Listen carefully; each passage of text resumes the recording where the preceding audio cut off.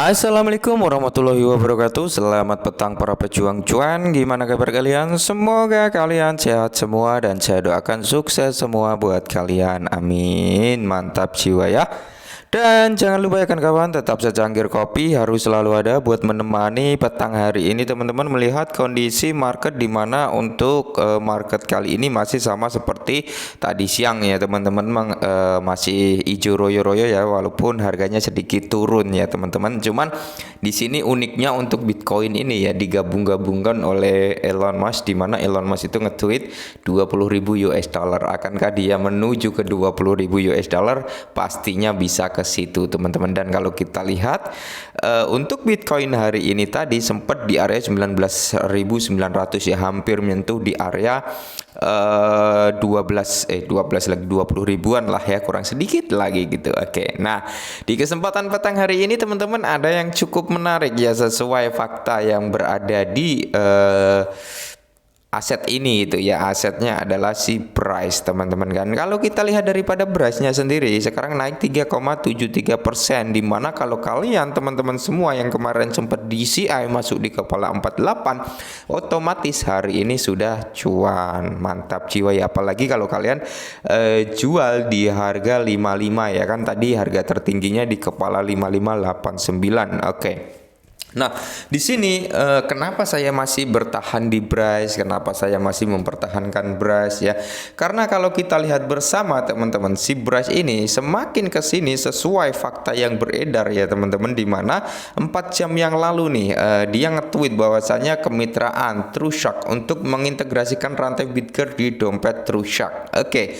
Terus TrueShark adalah cara yang aman, cepat dan aman untuk menyimpan, berinvestasi, menyimpan dan mentransaksikan aset kripto. Nah, secara logika yang kemarin sempat saya bilang bahwasanya Bryce ini ya kan, ini tujuan saat ini adalah adopsi massalnya teman-teman, di mana targetnya dia adalah di peringkat apa, intinya di coin market cap ini bisa masuk peringkat 100 besar ya kan, habis itu 50 besar, dan dari tim Bitget pun semoga untuk beberapa tahun ke depan bisa mencapai di 10 market cap terbesar gitu katanya teman-teman. Maka dari itu si Bryce saat ini sedang berfokus untuk adopsi BRC20 secara massal ya. Kita bisa lihatlah perkembangannya, integrasi-integrasi yang terjadi di jaringan BRC20. Nah, di sini 22 menit yang lalu juga teman-teman, di mana kemitraan besar multi-chain org ya untuk mengintegrasikan rantai Bitcoin di jembatannya.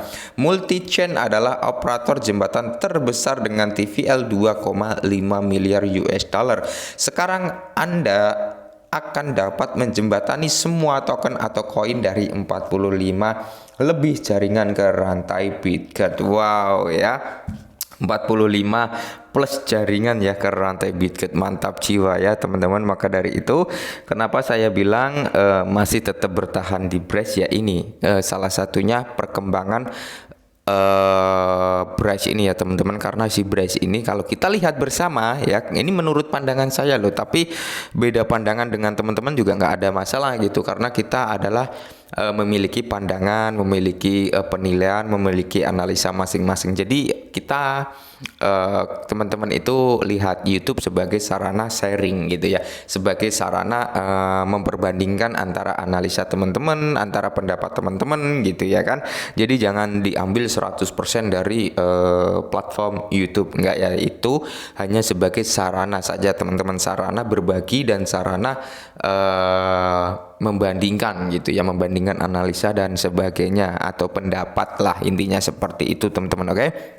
Jadi Bryce ini menurut saya pribadi fokus ke integrasi massal. Nah, kalau sudah terjadi integrasi massal di jaringan BRC20 secara perlahan, jika banyak penggunanya di jaringan BRC20, maka secara perlahan harga daripada Bryce ini semakin naik ya. Secara tidak langsung utilitas atau kepercayaan orang-orang ini akan semakin meningkat. Kenapa? Karena oh iya, si Braze ini punya jaringan namanya BRC20, sudah dipakai di mana saja, sudah diterapkan di mana saja, sudah diterapkan di platform ABC dan seterusnya. Oke, ini kayaknya bagus dan sebagainya. Nah, jadi itulah yang bisa menarik orang-orang untuk masuk juga gitu ya.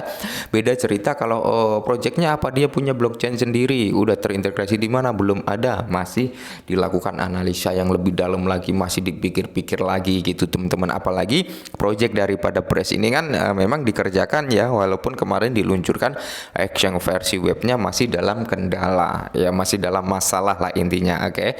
Dan perlu saya ingatkan sekali lagi buat rekan-rekan semua yang mungkin pegang Braze ya, bukan berarti ketika harga Braze ini turun itu jelek ya teman-teman, bukan berarti seperti itu, karena kita lihat secara global, secara keseluruhan semua aset memang mengalami minus dari ATH-nya gitu ya, dari ATH semua ya, semua aset itu ya teman-teman. Kalau kita lihat semua aset kayak Bitcoin, Ethereum, Cardano ya kan, Polygon dan sebagainya, itu aset-aset 10 besar lah, sampai aset-aset micin pun mengalami penurunan yang cukup signifikan. Dari mana?